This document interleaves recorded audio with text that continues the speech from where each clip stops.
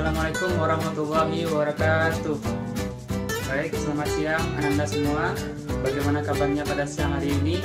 Semoga dalam keadaan sehat selalu dan kita dihindari dari COVID-19 ini. Baik, karena pelajaran kita pada hari ini mobilitas sosial diadakan dalam mode daring, Bapak harap semangat kalian untuk belajar juga tidak luntur. Baik, sebelum kita masuk pada pelajaran kita pada hari ini, marilah kita berdoa terlebih dahulu menurut agama dan kepercayaan masing-masing. Berdoa dimulai.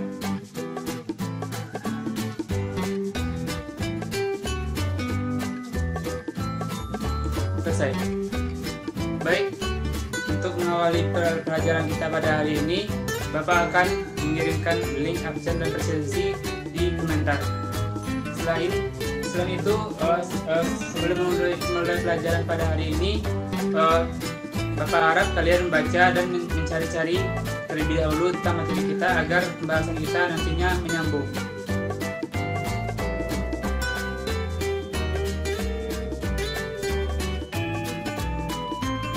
Baiklah, setelah mengisi absen dan presensi, marilah kita mulai pelajaran kita pada hari ini tentang mobilitas sosial. Mobilitas sosial, apa itu mobilitas sosial yang Anda ketahui? Ya, benar sekali. Mobilitas berhubungan dengan pergerakan, suatu benda yang berpindah tempat. Kemudian, sosial itu adalah masyarakat. Sementara mobilitas sosial adalah pergerakan yang terjadi dalam masyarakat. Kita jabarkan dulu definisinya.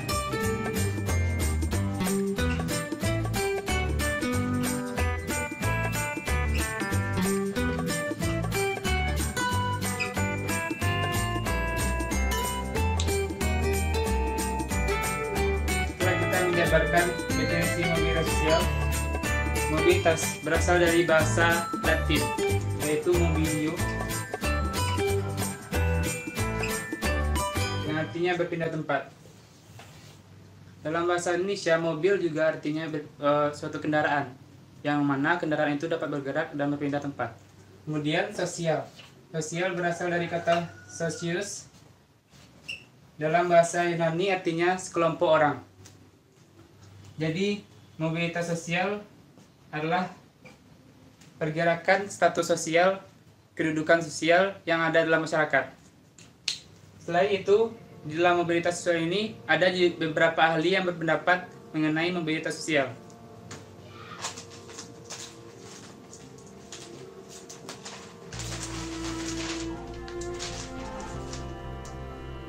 Nah, menurut beberapa ahli, yang pertama ada Paul B. Horton. Beliau mengatakan mobilitas sosial adalah suatu gerak perpindahan dari satu kelas sosial ke kelas sosial lainnya. Kemudian yang kedua ada Anthony Giddens. Mobilitas sosial merujuk pada gerakan per orang dan kelompok di antara kedudukan sosial ekonomi yang berbeda. Kemudian yang ketiga ada Horton dan Hunt, yang merupakan tindakan berpindah dari satu kelas sosial ke kelas sosial lainnya. Jadi, menurut ketiga ahli ini dan penjabaran kita tadi, mobilitas sosial adalah pergerakan status sosial, yaitu berpindahnya kedudukan sosial, berpindahnya status sosial seseorang yang ada dalam masyarakat, baik itu vertikal maupun horizontal, yang mana itu akan mempengaruhi struktur dan nilai yang ada dalam masyarakat. Baik, setelah kita memahami arti dari mobilitas sosial, kita masuk pada bentuk-bentuk mobilitas sosial. Di dalam bentuk-bentuk mobilitas sosial ini ada dua, yaitu yang pertama, mobilitas vertikal. Di dalam mobilitas vertikal adalah perpindahan status sosial seorang dari kedudukan yang tidak sederajat. Jadi, di dalam mobilitas vertikal ini ada dua juga, yaitu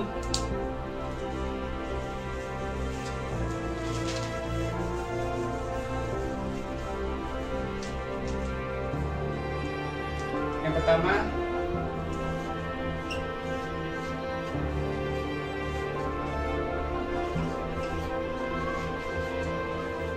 pertama ada social climbing dan yang kedua ada social sinking.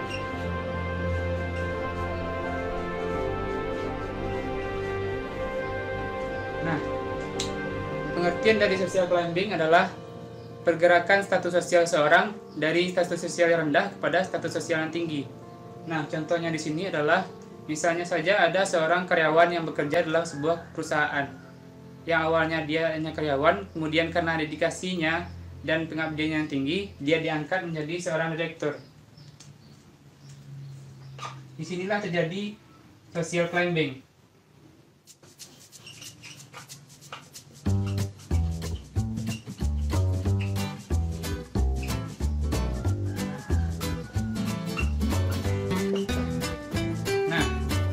Kedua ada social thinking. Dalam social thinking ini adalah kebalikan daripada social climbing, yaitu dari perubahan statusnya yang dari atas jadi turun ke bawah.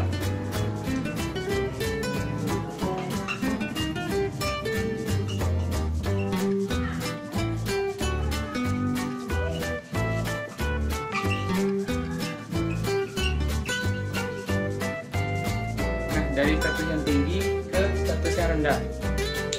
Contohnya di sini adalah setelah dia dinaikkan statusnya jadi seorang direktur, ketika dia melakukan korupsi, maka dia akan dipecat. Nah, dari sinilah terlihat social thinkingnya, dari status tinggi ke status rendah, dari yang bekerja ke tidak yang bekerja. Kemudian setelah kita mempelajari mobilitas sosial vertikal, kita lanjut kepada mobilitas sosial horizontal.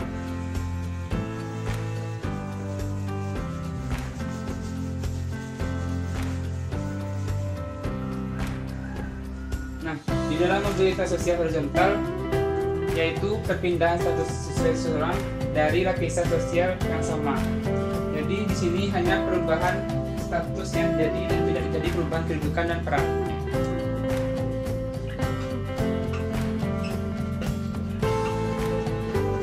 Kuncinya di sini adalah perubahan mobilitas sosial vertikal itu terjadi perubahan kedudukan dan peran, namun pada mobilitas sosial horizontal hanya terjadi perubahan status.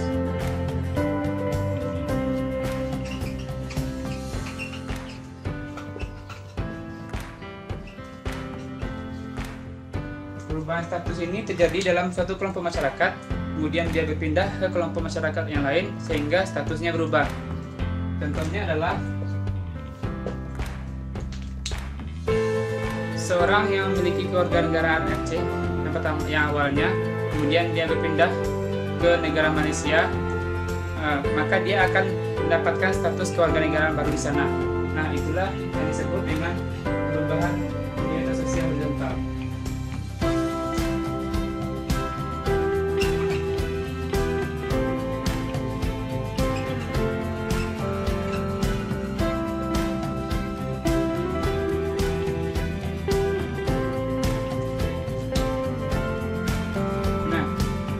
Selain bentuk-bentuk mobilitas sosial berdasarkan kedudukan dan peran, ada lagi bentuk-bentuk mobilitas sosial berdasarkan lingkungan atau ruang lingkupnya.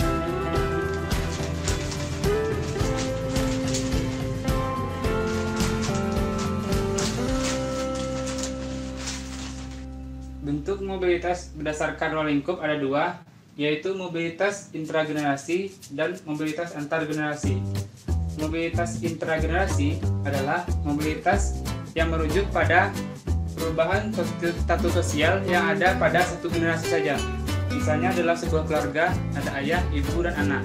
Nah, generasi yang disebut di sini adalah generasi anak saja, yaitu adik, kakak, atau sepupu, yaitu generasi muda. Nah, contohnya di sini adalah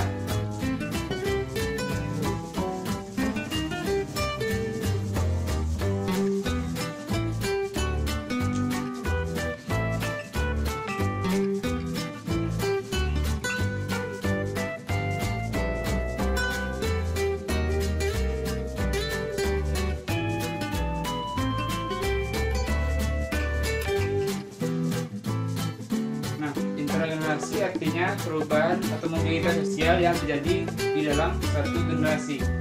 Nah, contohnya misalnya ada seorang adik dan kakak. Keduanya bekerja pada sebuah perusahaan.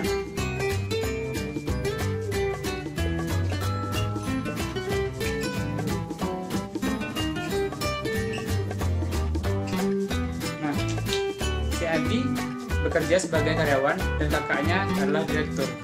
Nah, ketika si Aldi dapat menggeser posisi si kakak dalam sebuah perusahaan, maka terjadi mobilitas intragenerasi naik. Di sini dapat dilihat terjadi perubahan kedudukan.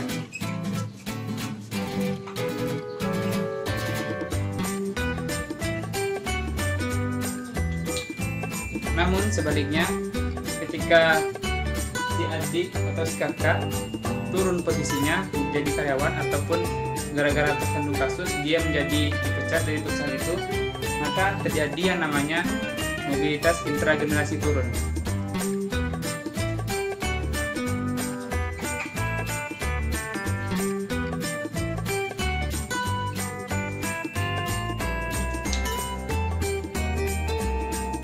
Nah, selanjutnya ada mobilitas antar generasi.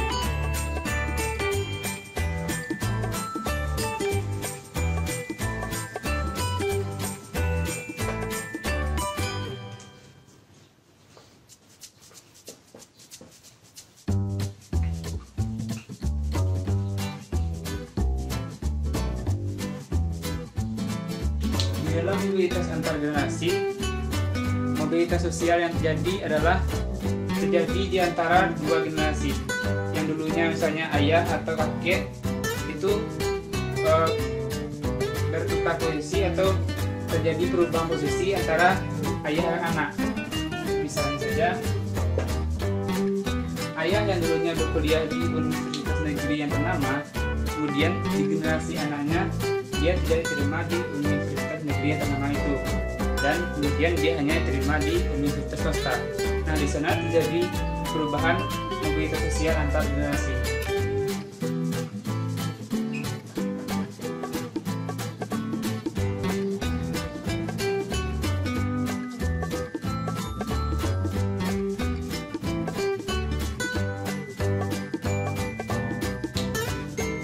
Nah, dari kedua poin di sini dapat disimpulkan ada dua kata kunci di sana, yaitu mobilitas intragenerasi adalah mobilitas sosial yang terjadi di dalam satu generasi, tidak melibatkan generasi yang tua ataupun generasi yang lainnya. Kemudian mobilitas antar generasi terjadi antara dua generasi, antara generasi tua dan generasi muda, misalnya dalam sebuah keluarga. Nah, apakah anak-anak semua sudah memahaminya terkait dari pengertian mobilitas sosial dan bentuk-bentuk mobilitas sosial, yaitu mobilitas sosial horizontal, vertikal, intragenerasi, dan antargenerasi.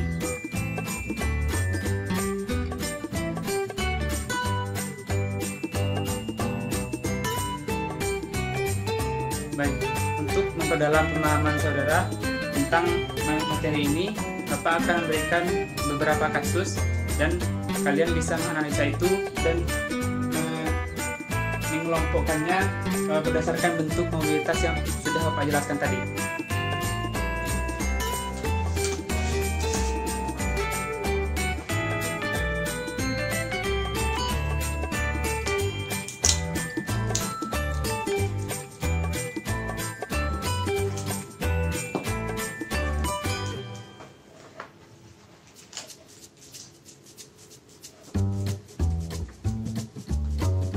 Dapat dilihat di sini pada kasus yang pertama, Sule adalah seorang pedagang. Kemudian dia mengikuti audisi lawak dan setelah dia menang, dia pun menjadi komedian yang terkenal. Nah, pada kasus ini termasuk ke dalam bentuk mobilitas yang manakah dia? Ya, benar sekali. Dalam kasus yang pertama ini termasuk ke dalam mobilitas vertikal, atau lebih tepatnya social climbing.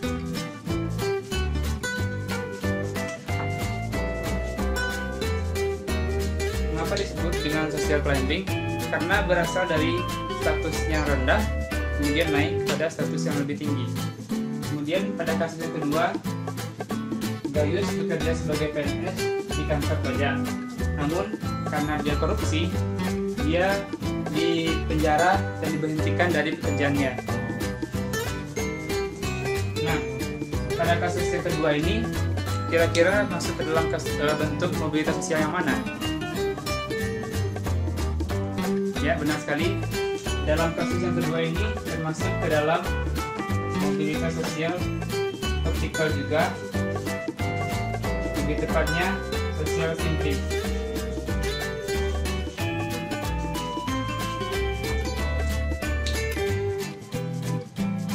Kemudian pada kasus yang ketiga, Pak Bimo adalah seorang pengusaha. Kemudian dia mewariskan perusahaannya pada anaknya sebelum meninggal, namun di tengah anaknya perusahaannya itu bangkrut. Nah, pada kasus yang ketiga ini berbeda dengan dua kasus sebelumnya. Ini termasuk pada dalam bentuk mobilitas sosial yang mana?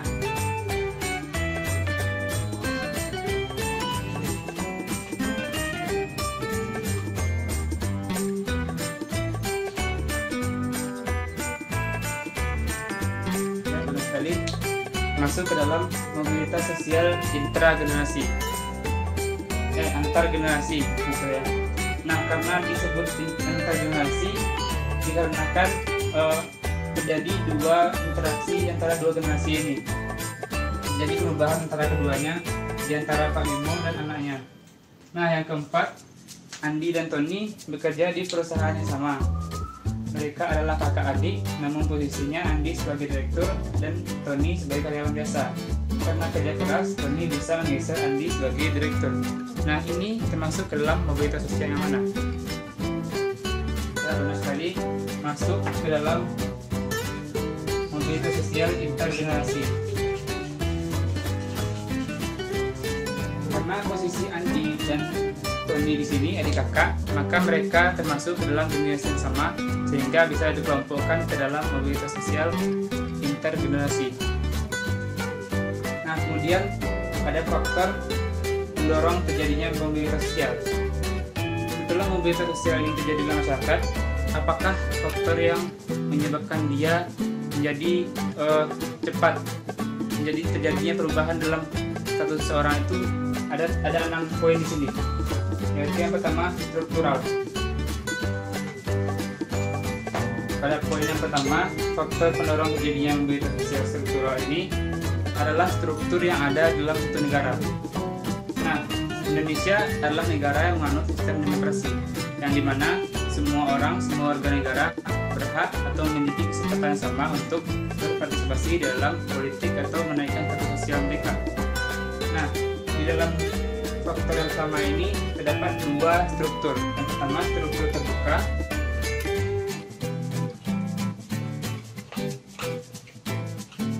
Dan yang kedua, tertutup. Dalam struktural terbuka terdapat dua jenis model pemerintahan. Yang pertama demokrasi, yang kedua liberal.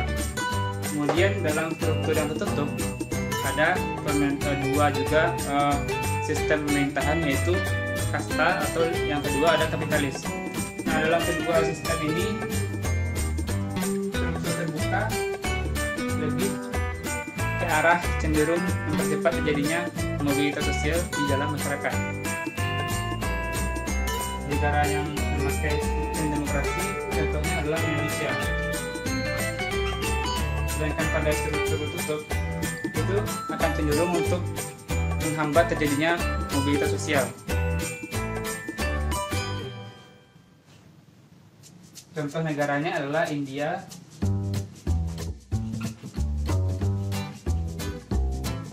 dan kemudian Sri Lanka.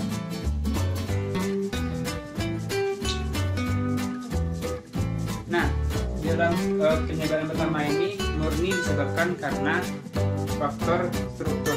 Nah, yang kedua ada faktor individual.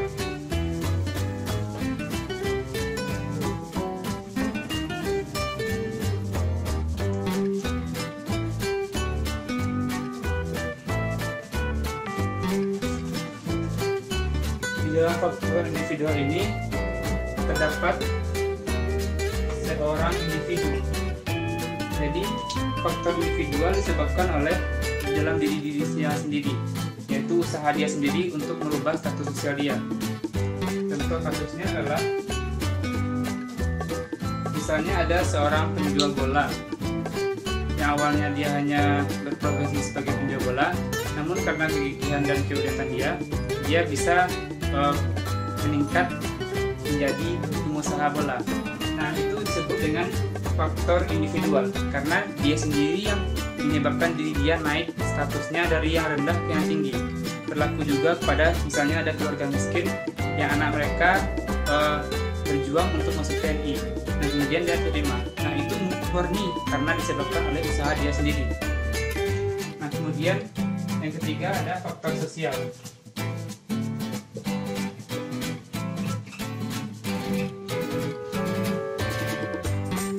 Di dalam faktor sosial ini, perubahan atau pendorong terjadinya mobilitas sosial disebabkan oleh masyarakat, karena pandangan masyarakat terhadap seorang di dalam kelompok. Nah, misalnya ada sekelompok keluarga miskin misalnya yang hidup di tengah-tengah keluarga atau masyarakat yang kaya. Kemudian tentunya masyarakat yang kaya ini akan mengucilkan masyarakat yang miskin ini. Nah, untuk mengangkat derajat mereka terdorong di dalam diri mereka untuk menaikkan status sosial gara-gara pengucilan dari masyarakat tadi. Nah, inilah yang menyebabkan dia terdorong untuk menaikkan status sosial mereka. Nah, kemudian yang keempat ada faktor ekonomi.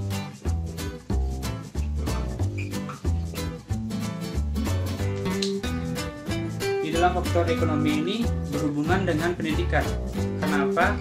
Karena setiap orang atau setiap keluarga yang ekonominya menengah ke atas, tentu mereka akan menyekolahkan anaknya sampai ke perguruan tinggi.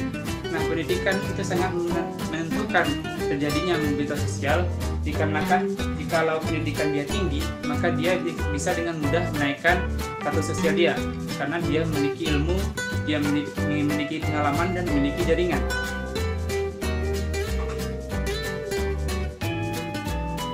Kemudian yang kelima ada politik. Selain faktor ekonomi, di dalam pendorong mobilitas sosial ada juga faktor politik di dalam suatu negara. Keadaan politik dalam suatu negara itu sangat mempengaruhi ekonomi. Nah, bagaimana itu mempengaruhi ekonomi? Ketika politik dalam suatu negara itu stabil, maka ekonominya juga akan naik. Ketika ekonomi naik, maka pendidikannya akan naik juga. Sehingga dari sinilah individunya bisa menaikkan status sosial mereka dan mendorong percepatan terjadinya mobilitas sosial. Nah, yang keenam ada akses pendidikan yang mudah.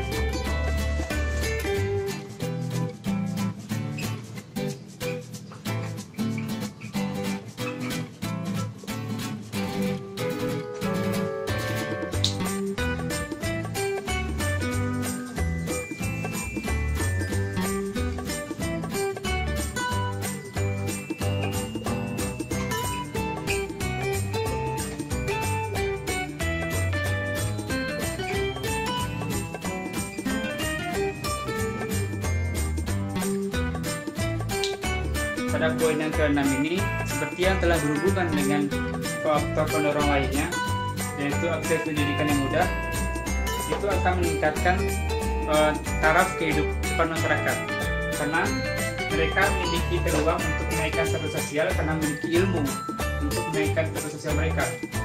Nah, di sini ada hubungan keterkaitan antara ketiga poin ini.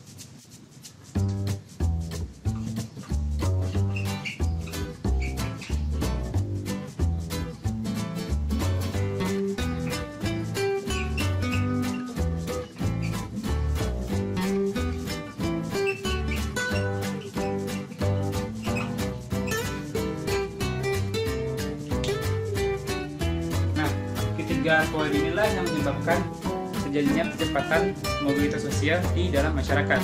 Kemudian selain keenam faktor pendorong ini, ada juga faktor penghambat terjadinya mobilitas sosial.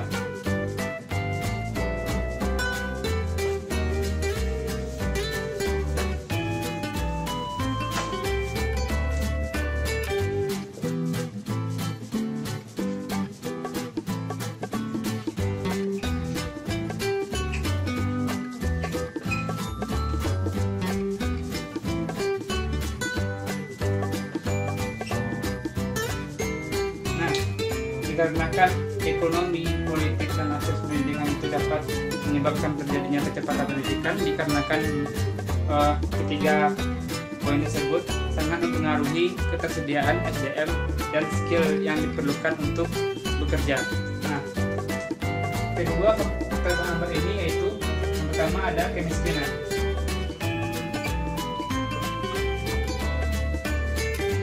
Faktor kemiskinan menjadi penghambat dari mobilitas sosial dikarenakan ketika seseorang miskin, mereka tidak bisa melanjutkan pendidikan anak mereka sampai ke perguruan tinggi.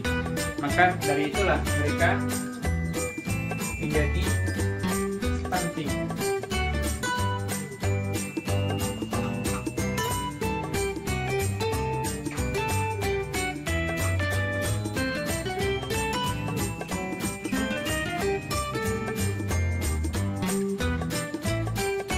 Tidak dapat meningkatkan taraf pendidikan anak mereka, itu merupakan faktor penghambat dari mobilitas sosial. Kemudian yang kedua ada diskriminasi.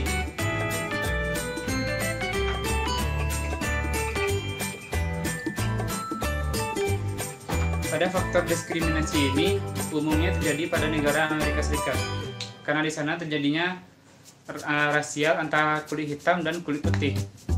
Satu ras atau satu golongan itu lebih diuntungkan di antara golongan yang lain, atau lebih dikucilkan daripada golongan yang lain, sehingga mereka tidak dapat bekerja, tidak dapat menaikkan status sosial mereka, tidak dapat maju lah pokoknya. Nah, dari materi kita pada hari ini, Bapak akan menyimpulkan yang pertama,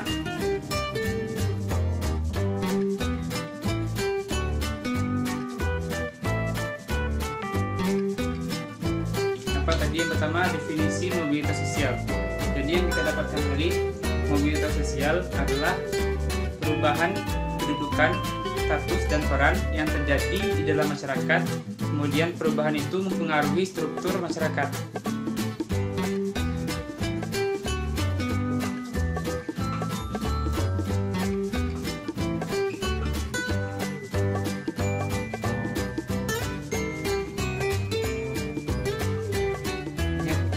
Ada 3 poin di sini: perubahan status, peran, dan kedudukan di dalam masyarakat.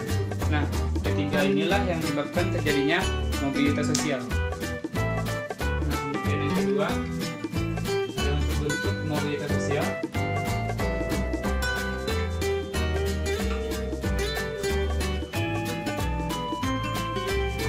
Bentuk-bentuk mobilitas itu ada 2, yaitu bentuk-bentuk berdasarkan kedudukan, kemudian bentuk-bentuk berdasarkan ruang lingkupnya.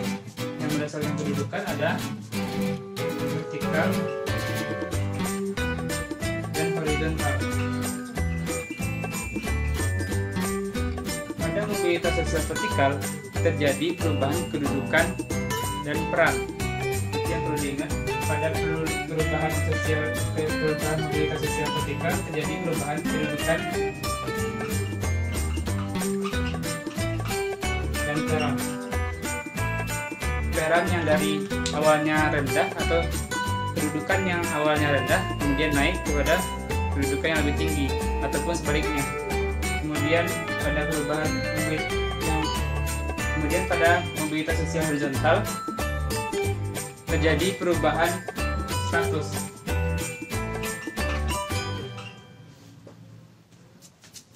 Kenapa dikatakan status?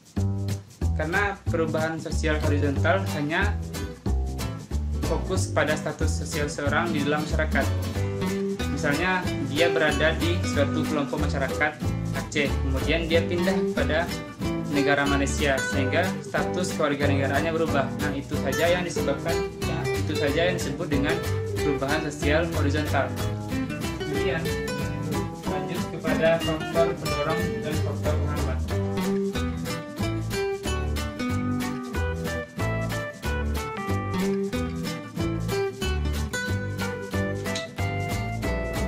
Dalam faktor pendorong mobilitas sosial tadi ada 6 poin. yang bisa dilihat. Yang pertama itu struktural, disebabkan oleh dua, yaitu struktur terbuka dan struktur tertutup, yaitu tergantung negara masing-masing. Seperti Indonesia yang memakai sistem demokrasi yaitu terbuka, sedangkan negara lain seperti India memakai sistem tertutup yaitu kasta. Kemudian yang kedua ada individual. Di dalam pendorong terjadinya mobilitas sosial individual ini murni karena adanya dorongan dari dalam sendiri yaitu usaha. Kemudian yang ketiga ada sosial. Sosial yang artinya masyarakat, maka pendorong terjadinya mobilitas sosial ini adalah masyarakat, yaitu karena adanya masyarakat yang mendorong terjadinya suatu kelompok itu berubah, karena itu akan memunculkan rasa tidak terima, rasa tidak nyaman, dan mereka ingin mengubah status sosial mereka menjadi status sosial yang setara dengan orang-orang yang merendahkan mereka tadi. Nah, kemudian yang keempat ada ekonomi. Di dalam faktor ekonomi sangat berpengaruh, karena ekonomi yang stabil, ekonomi yang naik itu akan mendorong terjadinya kecepatan perubahan sosial yang akan menaikkan taraf pendidikan anak-anak. Nah, jika taraf pendidikan ini sudah naik, maka dengan mudah terjadinya mobilitas sosial.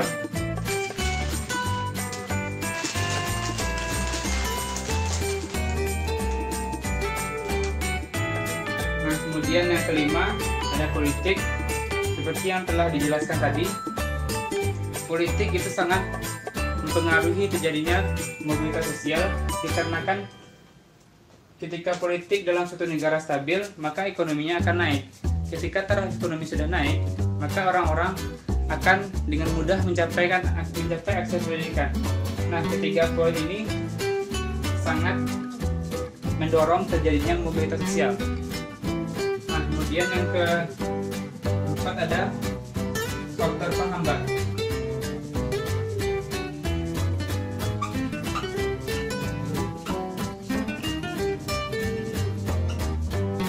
Faktor penghambat ada dua, yaitu kemiskinan dan diskriminasi.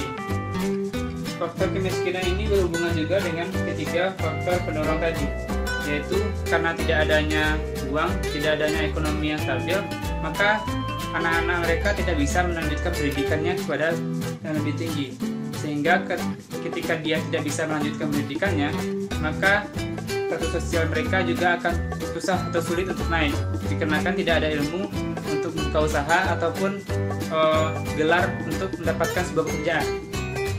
Nah, yang kedua ada faktor diskriminasi. Di dalam faktor diskriminasi ini sangat jarang terjadi di negara Indonesia, dikarenakan negara kita beragam suku bangsa dan menganut sistem demokrasi. Namun hal ini sangat sering terjadi di negara-negara adidaya seperti Amerika Serikat, dikarenakan di sana terjadi dua konflik, yaitu diskriminasi antara kaum kulit putih dan kaum kulit hitam. Nah, satu kelompok lebih diutamakan dari kelompok yang lain, sedangkan kelompok yang lain ini menjadi tertindas. Nah, dikarenakan itulah mereka tidak dapat melakukan terjadinya mobilitas sosial.